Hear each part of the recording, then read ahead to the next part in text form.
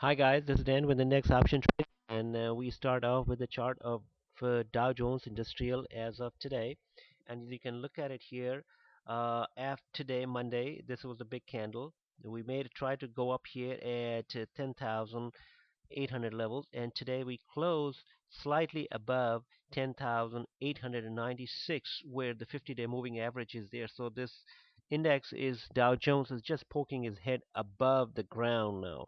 This is where we were before the crash. This is the pre-crash things, and now we're just about to go above and close higher. So most of these things, when they start closing above the 50-day moving average, this will become as a support. It was a resistance, and then we can probably see some advances here to 11,000 and higher, probably more. So that is in the bullish territory as long as it starts closing above there and it's not pushed down below the 50-day moving average. Maclellan oscillator, let's go take a look at it, was at minus 300 readings, was pushed into the ground, way out there, never seen this oversold reading. Now we're at a neutral reading, minus about 30 or 40 here. So almost neutral here, and can go up to 200 easily. The stochastics as well was oversold. Now it's about 50 to 70. And the levels here, about 70 right now, but we can manage to go much higher on this thing. With that said, let me move out to let's say SPX and see how this index fared on SPX, which is SPX 500. And as you can see, this is the position currently we have, and we are just not closing above the 50-day moving average. We're just sitting there at 1171, 2 or 3 points, and this should be in the bulls territory unless it is pushed down here again. And there may be some kind of resistance here tomorrow morning when the market opens. They will try to push this down as hard as they can, and it just goes down to here and then rises back up again.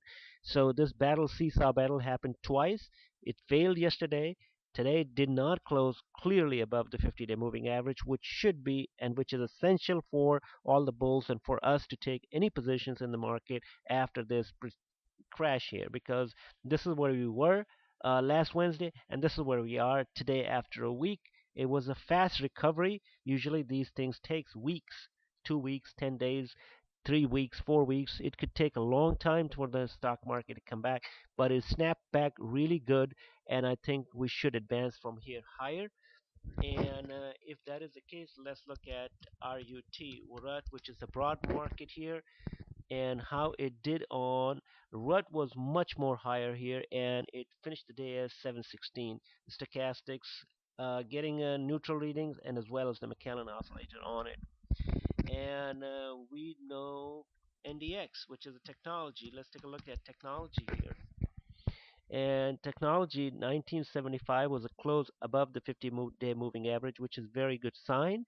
And we will finish the day higher if we continue from here to 2000 levels easily, 2050 and so on. So there is this drop, and this turnaround I think is over. The market plunge is over in if it just stays above this 50-day moving average. So that is what we are going to concentrate here on, some of these indexes and the market updates, and I'll keep you posted.